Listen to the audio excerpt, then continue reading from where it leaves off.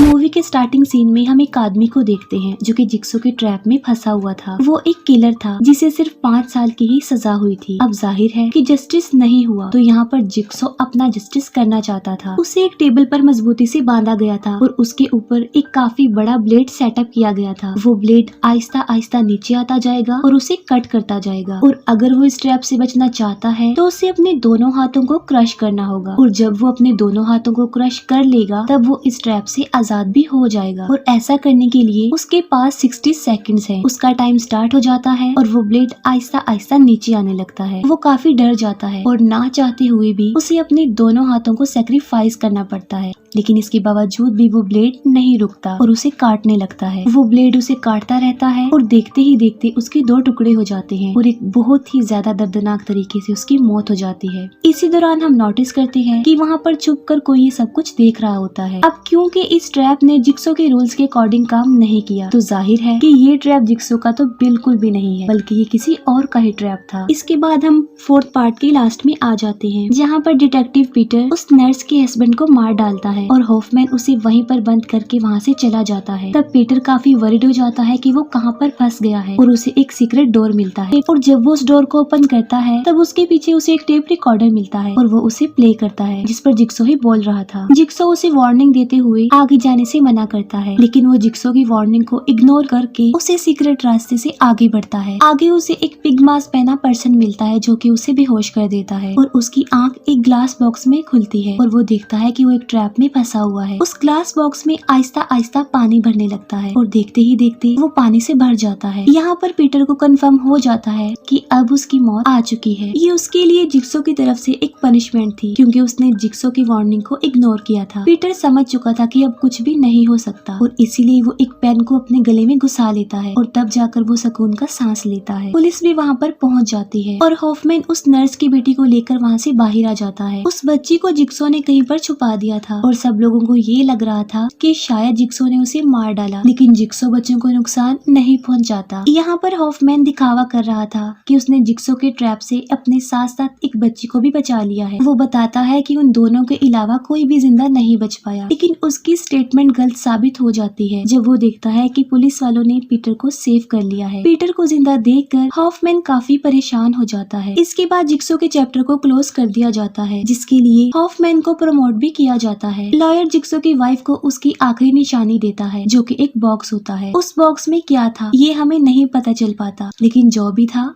वो इम्पोर्टेंट था, क्योंकि उसे देखकर जिक्सो की वाइफ चौंक जाती है। हॉफमैन को अपने ऑफिस में एक एनवेलप मिलता है, जो वो उसे ओपन करता है तब उस पर लिखा था कि मैं जानता हूँ कि तुम कौन हो। उस मैसेज को पढ़कर हॉफमैन परेशान हो जाता है। हॉफमैन सीधा उस रूम में जाता है जहाँ पर सारे प्रूफ रखे हुए थे, और वो वहाँ से पीटर के मोबाइल को चुरा लेता है। फिर हॉफमैन हॉस्पिटल जाता है और तब उसे पता चलता है कि एक फीमेल डिटेक्टिव मर गई है, क्योंकि पिछले पार्ट में बिली का फेस ब्लास्ट हो गया था और उसके टुकड़े उस डिटेक्टिव के फेस में घुस गए थे, जिससे वो जिंदा नहीं बच पाई और मर गई। पीटर गुस्सा होते हुए हॉफमैन को बताता है कि उसने मरने से पहले हॉफमैन का नाम लिया था, और वो उससे इस बात का आंसर मांगता है, क्योंकि पीटर को हॉफमैन पर पूरा शक था कि आखिर कोई कैसे जिक्सो के ट्रैप से जिंदा बचकर वापस आ गया हो और उसे कोई चोट भी ना आई हो, क्योंकि ऐसा होना इम्पॉसिबल था। हॉफमैन उसे किसी भी बात का जवाब देना जरूरी नहीं समझता और उसे बुरा भला कहकर वहाँ से चला जाता है। हॉफमैन के वहाँ से जाते ही पीटर का सीनियर ऑफिसर वहाँ पर आता है। वो सीनियर ऑफिसर पीटर को इस केस से हटा देता है, क्योंकि वो उसे मेडिकल लीव दे देता है, और वो पीटर को ये भी बताता है कि पुलिस ने तो जिक्सो के केस को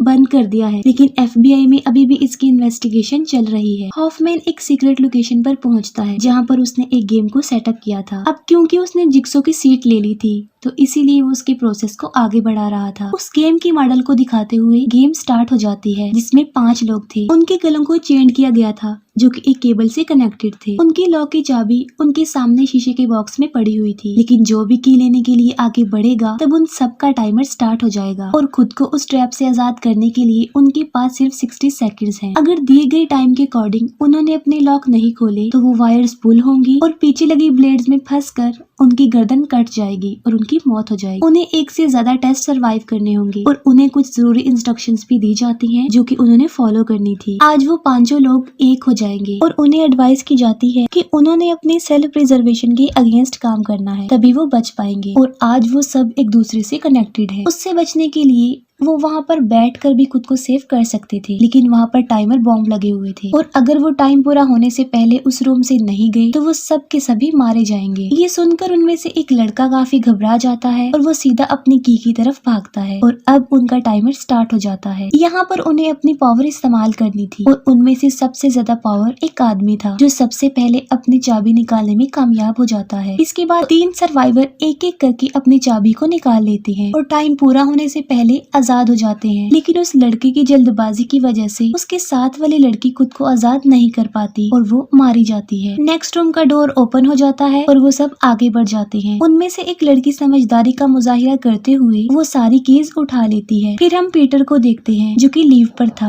लेकिन फिर भी वो इस केस को इन्वेस्टिगेट कर रहा था क्योंकि वो हॉफमैन की रियलिटी को दुनिया के सामने लाना चाहता था। जिस फाइल को वो चेक कर रहा था उसमें बहुत ज्यादा इंफॉर्मेशन थी जो उसकी काफी ज्यादा हेल्प करने वाली थी। उसमें जिक्सो के विक्टिम की एक काफी लंबी लिस्ट थी। उस फाइल में पीटर देखता है कि जिक्सो का तीसरा विक्टिम वही आदमी है जिसे हमने मूवी के स्टार्ट में देखा। इस फाइल को देखकर पीटर समझ जाता है कि हॉफमैन काफी अरसे से ही जिक्सो के साथ था। ये सब फाइल काफी ज्यादा कॉम्प्लेक्स थी और उसके लिए इम्पोर्टेंट भी, इसलिए वो सारी जिक्सो फाइल को लेकर वहाँ से चला जाता है और वो जिक्सो के तीसरे विक्टिम यानी उसी आदमी के बारे में सर्च करता है जिसे हमने मूवी के स्टार्ट में मरते हुए देखा था। उस आदमी ने एक लड़की को मारा था और वो लड़की कोई और नहीं बल्कि हॉफमैन की सिस्टर थी। यहाँ पर सारी बात खुल चुकी थी कि उस आदमी को किसी और ने नहीं बल्कि हॉफमैन ने ही मारा था, तभी उसके लिए बचने का कोई चांस नहीं था। यहाँ पर सारी बातें पीटर को अच्छे से समझ आ जाती हैं। हॉफमैन के विक्टिम्स दूसरे रूम में पहुंच जाते हैं और उस रूम में भी टाइम बॉम्ब लगे हुए थे। उनसे बचने के लिए वहाँ पर 4 चेम्बर्स थे जो लॉक्ड थे और उनकी चाबी ऊपर लगे बीकर्स में थी, लेकिन यहाँ पर मुसीबत की बात ये थी कि उन 4 में से 3 चेम्बर्स की चाबियां ही वहाँ पर थी। टाइम पूरा होने से पहले उन्हें चेम्बर्स की चाबी लेकर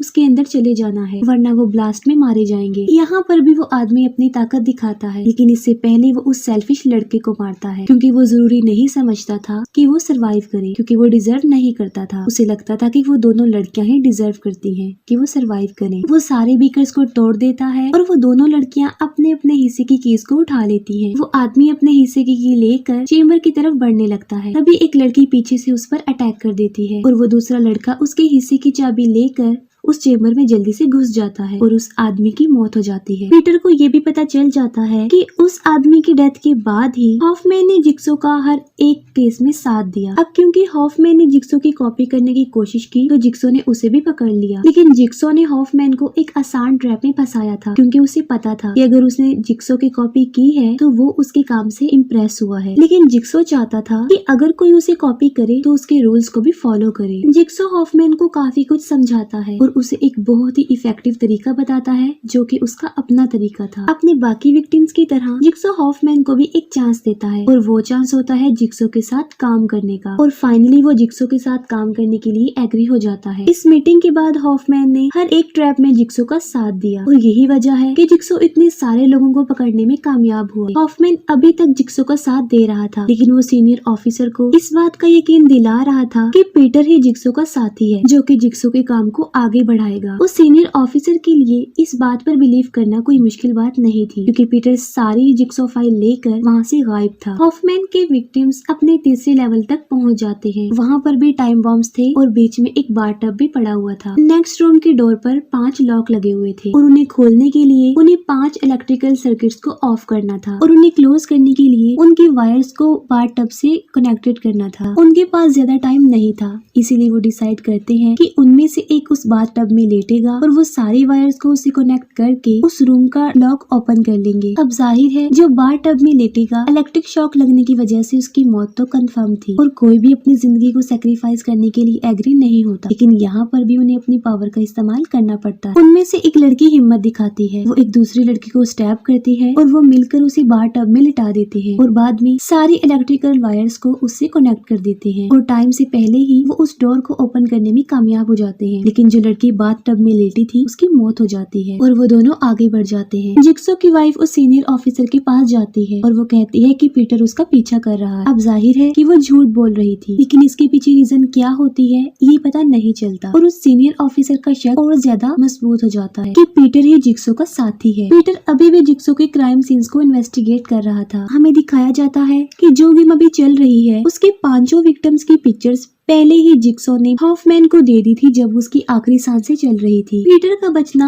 इम्पॉसिबल था क्योंकि उसे उस ट्रैप में फंसाने वाला कोई और नहीं बल्कि हॉफमैन ही था, लेकिन फिर भी पीटर किसी तरह बच गया। हॉफमैन का प्लान था कि जिक्सो की गेम से सिर्फ वही जिंदा बचकर वापस आए और अपने साथ वो उस बच्ची को भी बचा लेगा ताकि वो दुनिया की नजर में अच्छा साबित हो सके। हॉफमैन उस सीनियर ऑफिसर को भड़काना चाहता था कि आखिर पीटर ही जिक्सो का साथी है और इसीलिए वो उसके साथ माइंड गेम खेल रहा था और वो अपने प्लान में कामयाब होता भी जा रहा था। वो पीटर के मोबाइल को ट्रेसिंग पर लगा देता है और यहाँ पर हमें पता होता है कि पीटर का मोबाइल तो हॉफमैन के पास था जो कि ऑफ था। हॉफमैन उसी लोकेशन पर जाता है जहाँ पर उसने सारी गेम को सेटअप किया था और वो पीटर का मोबाइल ऑन करके वहाँ पर रख देता है। हॉफमैन के दोनों विक्टिम अपनी लास्ट स्टेज पर पहुँच जाते हैं। वहाँ एक काफी बड़ी डिवाइस थी जिसके अंदर एक बीकर पड़ा हुआ था। वो लोग समझ जाते हैं कि बीकर को भरने के बाद ही वहाँ से बाहर जाने का डोर ओपन होगा, लेकिन उन्हें ये नहीं पता था कि उस बीकर को भरना किस चीज से है। उस डिवाइस के अंदर काफी बड़े बड़े ब्लेड्स भी लगे हुए थे, यानी साफ जाहिर था कि उन्हें उस बीकर को अपने खून से भरना था। यहाँ पर भी वो अपनी पावर इस्तेमाल कर सकते थे, यानी एक पर्सन अपना सारा खून निकाल कर उस बीकर को भर दे और दूसरा जिंदा बचकर वहाँ से चला जाए। लेकिन गौर करने पर उन्हें पता चलता है कि उस डिवाइस में 5 होल थे, यानी 5 लोगों की जगह थी। उन्हें ये समझ नहीं आ रही थी कि ऐसा क्यों। असल में उन्होंने यहाँ पर 5 लोगों नहीं होना था। वो फीमेल सर्वाइवर देखती है कि जो चाबियां वो अपने साथ लाई है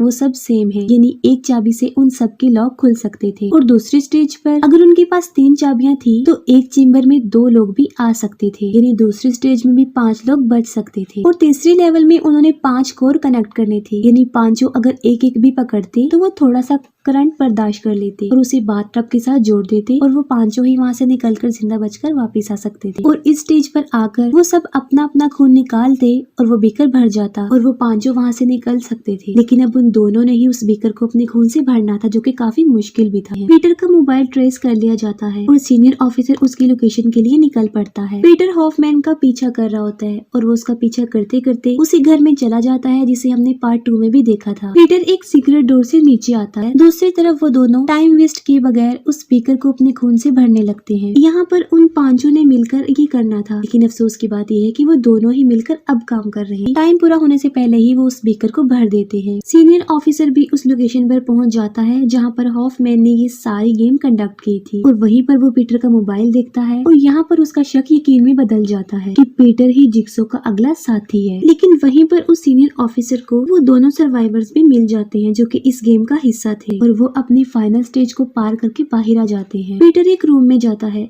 जहाँ पर उसे एक ट्रैप मिलता है जो कि कांच के टुकड़ों से भरा हुआ था। पीटर उसमें रखे गए टेप रिकॉर्डर को प्ले करता है और जब वो टेप को सुन रहा होता है तभी वहाँ पर खुद हॉफमैन भी पहुंच जाता है। उन दोनों में फाइट होती है और पीटर हॉफमैन को ही उस बॉक्स में बंद कर देता है। यहाँ पर वो सोच रहा होता है कि उसने हॉफमैन को पकड़ लिया है, लेकिन वो गलत था क्योंकि तभी वो बॉक्स फ्लोर में फिट होने लगता है और उस रूम की दीवारें आगे आने लगती है, यानी पीटर वहाँ पर क्रश होकर मरने वाला है। यहाँ पर भी पीटर ने हॉफमैन की बात को इग्नोर कर दिया जैसे उसने पहले किया था कि उसे इस बॉक्स में जाना है जिससे वो जान से नहीं मरेगा बल्कि सिर्फ उसे थोड़ी सी चोटें आएंगी। लेकिन पहले की तरह किस्मत ने इस बार उसका साथ नहीं दिया और इस बार वो सच में ही मारा जाता है। और दूसरी तरफ उसे जिक्सो का साथी भी कंसीडर कर दिया जाता है, लेकिन जिक्सो का असली साथी अभी भी जिंदा बच गए और इसके साथ ही ये मूवी यहीं पर एंड हो जाती है।